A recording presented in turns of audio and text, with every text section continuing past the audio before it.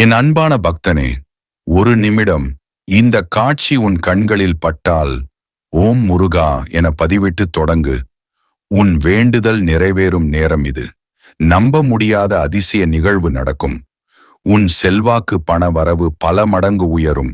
உன் கவசம் என காத்திட உன்னை நித்தம் பாடிட குகனே என திருநாமம் ஒலித்திட செந்தூரில் உன்னை சரணடைவேனே. நாளும் கோளும் நன்மை தர மறுத்தாலும் கந்தன் திருநாமம் நல்லவை அனைத்தும் சேர்க்குமே. யார் கைவிட்டாலும் முருகன் கரம் என்றும் கைவிடாது காக்கும்.